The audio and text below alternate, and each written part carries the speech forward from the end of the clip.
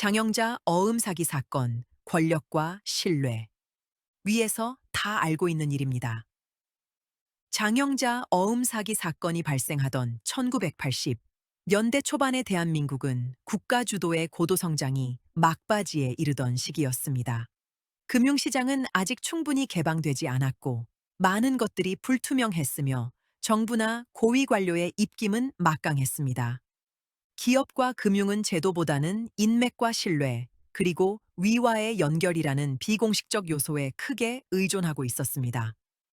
장영자는 군사정권 핵심 인사인 중앙정보부 차장 출신 전직 국회의원 이철희와의 혼인 관계를 통해 강력한 사회적 신뢰를 확보하고 있었고 늘 돈을 뿌리고 다녀 주위에 난 돈 많은 사람이다 라고 광고를 하고 다녔습니다.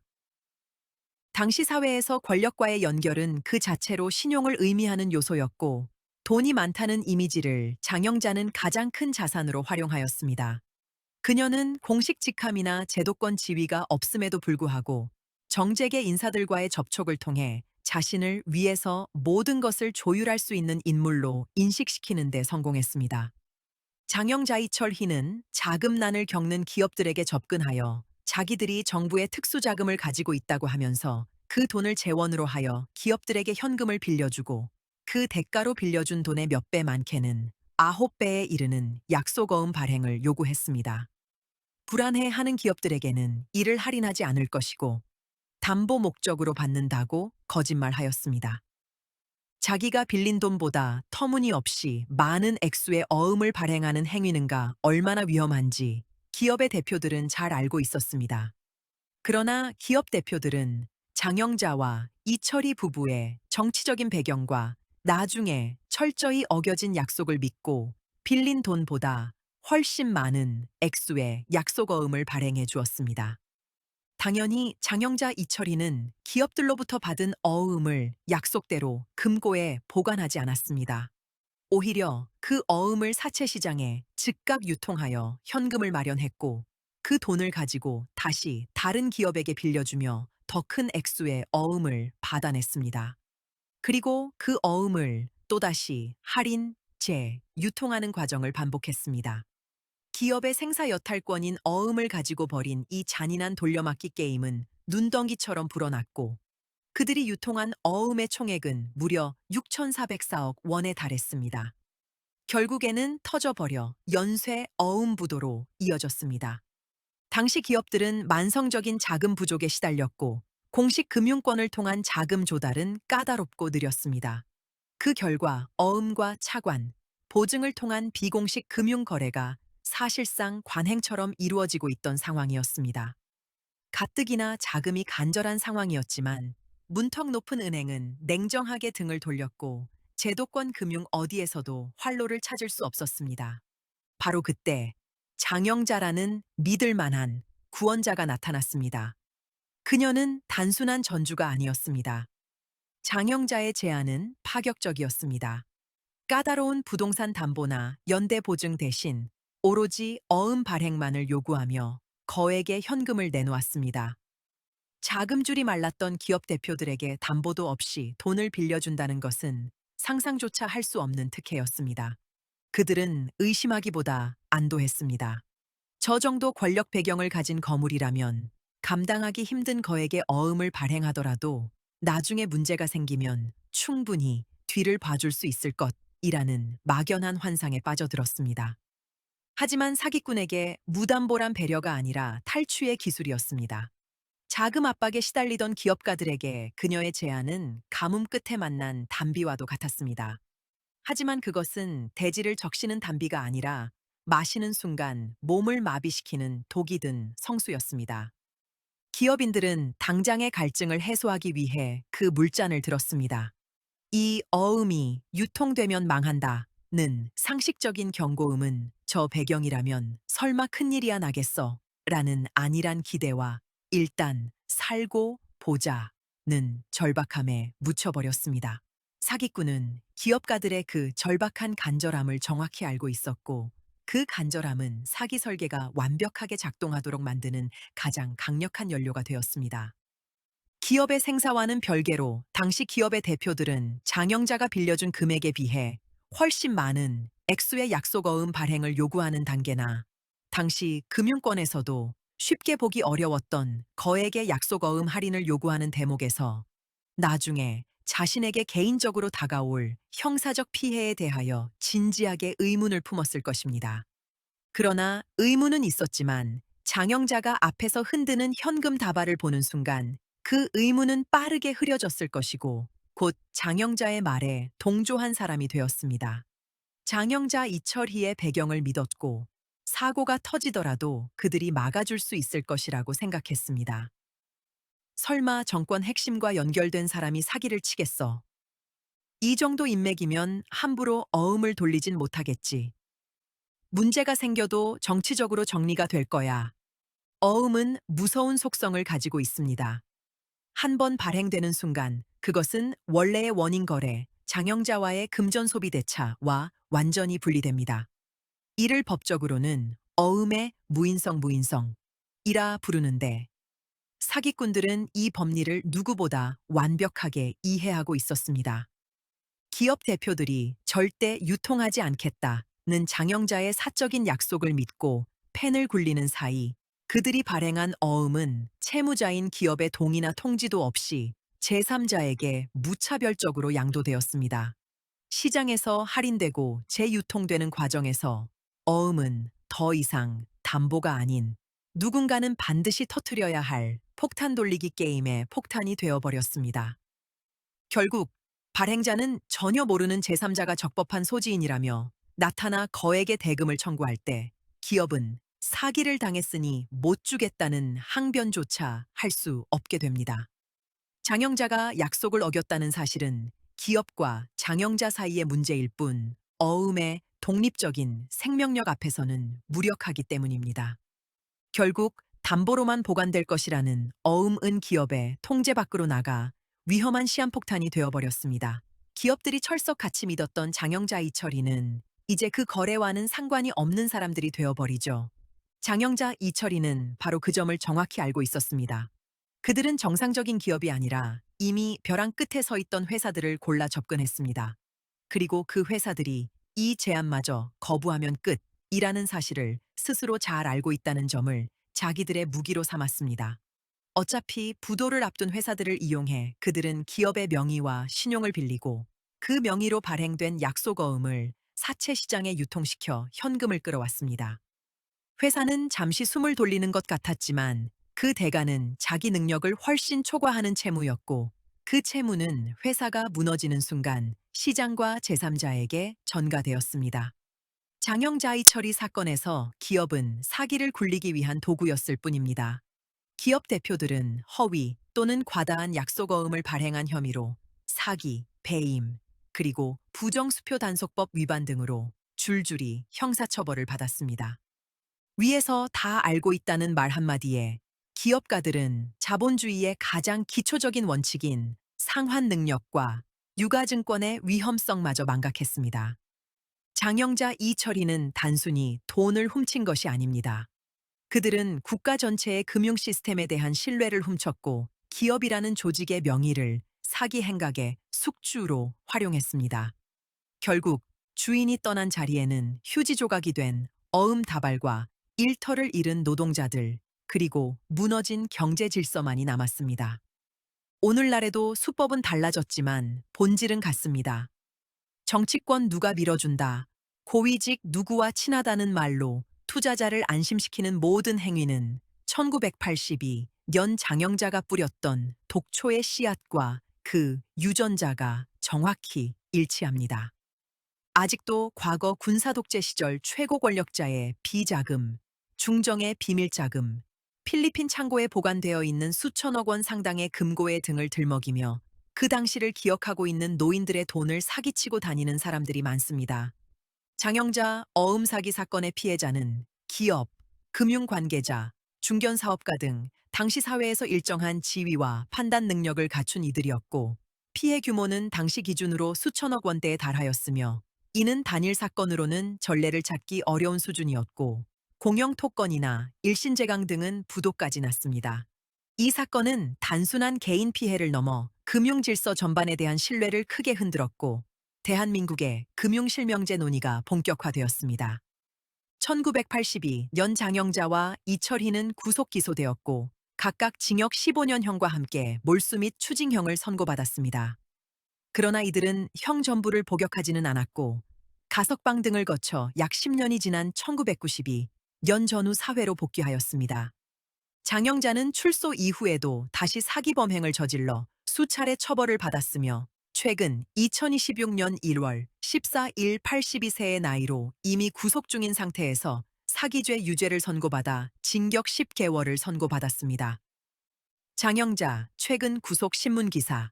장영자가 권력의 그림자와 비공식적 인맥을 무기로 소수의 거물과 기업을 사냥했다면 시대가 변하면서 사기는 더 넓고 더 깊고 더 대중적인 영역으로 진화하기 시작했습니다.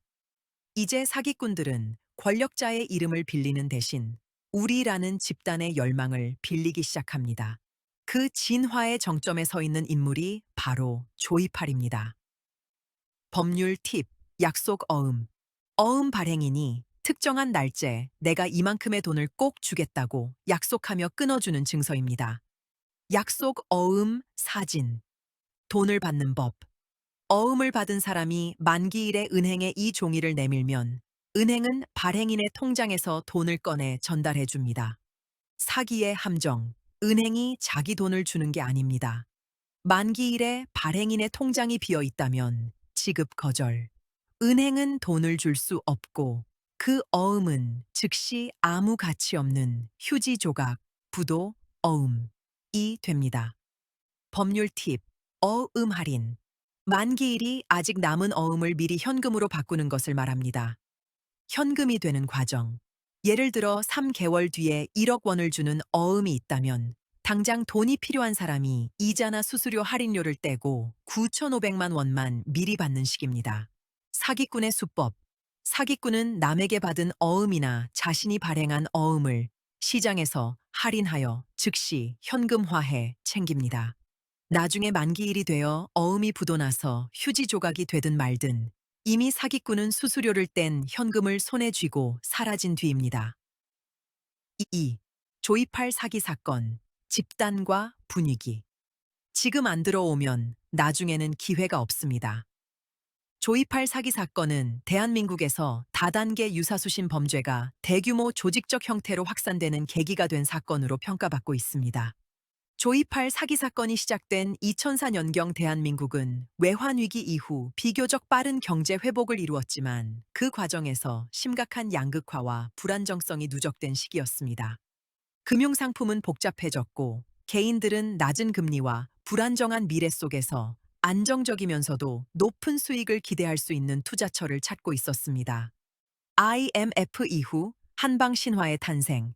역설적으로 IMF 외환위기는 단기간에 큰 자산을 축적한 이른바 신흥 부자들을 대거 탄생시켰습니다. 구조조정과 자산 가격의 급변 속에서 누군가는 모든 것을 잃었지만 누군가는 같은 환경 속에서 큰 수익을 거두는 장면이 반복적으로 목격되었습니다. 필자가 아는 어떤 분은 평소라면 절대로 매물로 나오지 않았을 서울 강남 한복판에 있는 건물을 가진 기업이 부도가 나면서 그 부지와 건물이 경매에 나왔는데 당시 시장 분위기는 냉담했습니다. 아무리 입지가 좋아도 지금 같은 시국에 저 건물을 낙찰받는 건 정신 나간 짓이라며 손가락질하는 이들이 태반이었습니다. 모두가 공포에 질려 뒤로 물러설 때 그분은 탁월한 결단력과 실행력으로 집안의 모든 자금을 동원해 낙찰을 받았습니다. 이후 낡은 건물을 허물고 주상복합을 지어 올린 그분은 현재까지 막대한 월세 수입을 올리며 인근 건물까지 매수하여 자산가로서 독보적인 위치를 지키고 있습니다. 이러한 사회적 분위기 속에서 대한민국 대중의 무의식에는 위기 때 한 방을 잡은 사람이 인생을 바꾼다라는 강력한 인식이 뿌리내렸습니다. 사람들은 이제 실력이나 장기적인 자산의 축적보다 결정적인 찰나에 내리는 단 한 번의 선택이 생의 경로를 영구히 갈라놓는다고 믿게 되었습니다. 수많은 이들이 위기 속에서 모든 것을 잃고 쓰러져간 비극적인 이야기보다 같은 위기를 틈타 단기간에 자산을 수십, 수백 배로 불린 극소수의 성공담이 훨씬 더 강렬하고 자극적으로 소비되었기 때문입니다. 그 결과 차근차근 사하가라는 조언은 현실을 모르는 말처럼 취급되었고, 지금이 아니면 기회는 없다는 말이 합리적인 판단으로 받아들여지기 시작했습니다. 이런 인식은 현재에도 팽배합니다. 이 인식은 사람들로 하여금 위험을 감수하게 만든 것이 아니라 위험을 정상적인 선택으로 받아들이게 만들었습니다. 1957년 경상북도 영청군 현재 영천시에서 태어난 조이팔은 성인이 되어 소규모 장사나 유통업을 전전하였고 금융권이나 대기업 출신 인물이 아니었습니다. 조이팔 사진. 그러나 그는 사업가로서의 외형을 갖추고 지역 사회와 종교 단체, 지인 네트워크를 적극 활용하며 자신을 성공한 실업가로 포장하는 데 능숙했습니다. 조이팔의 핵심 수법은 의료기기, 바이오, 신기술 투자 등을 내세운 유사수신 방식이었습니다. 현대의 리츠, REITS처럼 보였던 사기 구조. 피해자들에게 설명된 구조는 다음과 같았습니다. 피해자들이 회사에 자금을 투자하면 회사는 그 자금으로 의료기기를 매수하고 이를 병원 등에 임대하여 발생하는 임대료를 수익의 재원으로 삼아 투자자에게 수익금을 지급한다고 설명하였습니다. 투자 구조 그림. 피해자들에게 설명된 구조만 놓고 보면 투자자가 자금을 출연하고 회사는 그 자금으로 실체 있는 자산을 매입한 뒤 임대를 통해 수익을 창출하고 그 수익을 투자자에게 배분한다는 설명은 오늘날의 리츠 구조와 매우 닮아 있고 큰 문제가 없어 보입니다. 그러나 결정적인 차이가 있습니다. 부동산 리츠는 어떤 자산을 보유하고 있는지, 임대차 계약이 실제로 존재하는지, 임대 수익이 얼마인지가 외부에서 검증되는 구조이고, 리츠사가 설립되기 위해서는 자기 자본 50억 원 이상의 자산 구성이 부동산 70%, 증권 및 현금 포함 80% 이상, 최저 자본금 확보 이후 현금 출자 가능, 보유하여야 하며 국토교통부나 금융위원회의 까다로운 감독을 받습니다. 반면 조이팔의 구조에서는 자산의 실체와 임대 수익의 발생 여부를 투자자가 확인할 방법이 없었고 수익은 검증된 결과가 아니라 설명된 이야기에 불과했습니다. 리츠는 수익이 줄어들면 배당도 줄어들지만 조이팔의 구조에서는 수익이 줄어들 가능성 자체가 처음부터 설명되지 않았습니다. 애초에 사업의 구조와 설명 단계부터 사기의 냄새가 짙게 배어 있었습니다. 전형적인 폰지 구조. 결국 조이팔이 피해자들에게 설명한 사업 구조는 안정적인 임대 수익이라는 외형만 빌려 검증과 책임을 제거한 유사수신 구조였습니다. 투자처럼 보였지만 실제로는 누군가의 신규 자금이 다른 누군가의 수익으로 전환되는 구조였던 것입니다. 의료기기 임대 수익만으로 약속된 수익을 감당할 수 있는 구조가 아니었고, 애초에 의료기기 임대 같은 사업 구조는 홍보물이나 사업 설명회에서나 존재했었습니다. 실제 의료기기를 매수하거나 임대가 이루어지긴 하였으나, 이는 투자자들에게 보여주기 위한 목적일 뿐이었습니다. 실제로는 새로운 투자자의 자금이 기존 투자자에게 수익으로 지급되는 전형적인 유사수신 폰지 구조에 불과하였으며 초창기 이루어진 배당은 더 많은 돈의 재투자와 신규 투자자를 유입시키기 위한 미끼였습니다. 자금 유입이 계속되는 초기에는 문제가 드러나지 않았지만 투자자 모집이 둔화되거나 조이팔이 설정한 특정한 시점에는 그 순환 구조가 순식간에 붕괴되었고 배당은 중단되었으며 조이팔 일당은 그때까지 모은 돈을 가지고 사라졌습니다. 개인이 아닌 집단을 속인 사기. 조이팔 사기의 가장 큰 특징은 사기가 개인 대 개인의 문제가 아니라 조직과 집단을 통해 확산되었다는 점입니다. 그는 개개인을 직접 설득하기보다 투자 설명회, 간증, 수익 인증, 기존 투자자의 성공 사례를 반복 노출시켰고 사기 피해자가 중간책이 되어 다른 피해자를 모집하였습니다. 이를 통해 판단을 개인의 이성보다 집단의 분위기에 맡기도록 만들었습니다. 이 과정에서 의심은 신중함이 아니라 기회를 놓치는 행동으로 인식되기 시작했습니다. 기존 참여자들이 더 많은 배당을 받고 등급 상승, 포상 해외 연수를 위해 인맥과 관계망을 총동원하여 모집한 신규 회원들의 투자금 유입에 의존하도록 설계되어 있습니다. 조이팔은 고정 수익 보장, 원금 손실 없음, 일정 기간 후 수익 지급이라는 조건을 제시하며 자금을 모집하였고, 초기 투자자에게는 실제로 약속한 수익을 지급하여 신뢰를 강화했습니다. 조이팔 사기 사건의 피해자는 전국적으로 수만 명에 이르는 것으로 추산됩니다. 피해 금액 역시 약 4조 원 이상으로 평가되며 개별 사건으로는 대한민국 사기 사건 중 최대 규모 중 하나로 꼽힙니다. 피해자들은 전문 투자자가 아니라 은퇴자, 자영업자, 주부 등 평범한 일상 속의 시민들이 대부분이었으며 자기가 모은 돈은 물론 빌려서까지 조이팔에게 상납했습니다. 그리고 지인 관계를 통해 사기에 노출되었다는 점에서 정신적 사회적 피해 역시 막대했습니다. 조이팔은 수사가 본격화되기 전 뇌물을 먹인 경찰들과 검사들의 도움을 받아 해외로 도피하였고 중국에서 사망한 것으로 알려졌으며 실제 장례식 영상도 공개되었습니다. 조이팔 장례식 사진. 그러나 사망 여부를 둘러싼 논란은 오랫동안 이어졌으며 조이팔이 살아있는지 사망하였는지 여부는 알 수 없는 상황입니다. 희대의 사기꾼 조이팔이라면 사망을 조작하는 것쯤은 아무것도 아닐 것입니다. 더 심각한 문제는 조이팔의 유사수신 행위 사건이 대한민국을 송두리째 뒤흔들었고 뉴스 등 미디어를 통해 수많은 국민이 그 심각성과 구조, 문제점을 뼈 아프게 경험했음에도 불구하고 최근 이와 소름 돋게 닮은 사건들이 끊임없이 반복되고 있다는 점입니다. 과거 조이팔이 의료기기를 내세웠다면 최근의 사기꾼들은 그 자리에 가상자산 코인, AI 산업, NFT, 태양광 사업 등 대중이 체감하기엔 어렵지만 유망해 보이는 최첨단 용어들을 갈아 끼웁니다. 불행히도 아직도 서울중앙지방법원 앞에서는 유사 수신행위 피해를 당한 피해자들이 시위를 하고 있습니다. 법원 앞 수신행위 시위 사진. 법률 팁, 유사 수신행위. 유사 수신행위란 은행이나 저축은행처럼 정식 허가를 받은 금융기관이 아니면서 사람들로부터 원금을 보장해주고 높은 이자를 주겠다며 돈을 끌어모으는 행위를 말합니다. 핵심 위반 사항, 법적으로 금융기관이 아닌 자는 절대로 원금 보장이나 확정 수익을 약속하며 투자금을 받을 수 없습니다.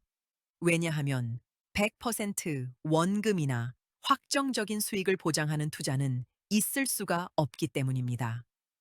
사기의 공식, 원금 보장되는 사업이나 투자는 없습니다.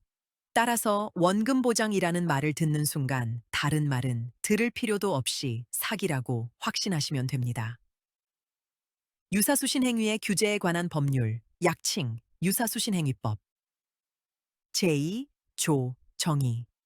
이 법에서 유사수신행위란 다른 법령에 따른 인가 허가를 받지 아니하거나 등록 신고, 특정 금융거래 정보의 보고 및 이용 등에 관한 법률 제7조에 따른 신고를 포함한다.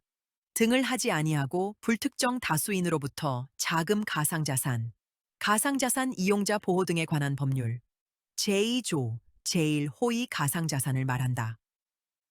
을 포함한다를 조달하는 것을 업으로 하는 행위로서 다음 각 호의 어느 하나에 해당하는 행위를 말한다. 개정 2024년 2월 27일 1. 장래의 출자금의 전액 또는 이를 초과하는 금액을 지급할 것을 약정하고 출자금을 받는 행위. 2. 장래의 원금의 전액 또는 이를 초과하는 금액을 지급할 것을 약정하고 예금, 유적금, 유부금, 유예탁금 등의 명목으로 금전을 받는 행위. 3. 장래의 발행가액 또는 매출가액 이상으로 재매입할 것을 약정하고 사채를 발행하거나 매출하는 행위. 4. 사전 장래의 경제적 손실을 금전이나 유가증권으로 보전하여 줄 것을 약정하고 회비 등의 명목으로 금전을 받는 행위. 제3조 유사수신 행위의 금지. 누구든지 유사수신 행위를 하여서는 아니 된다.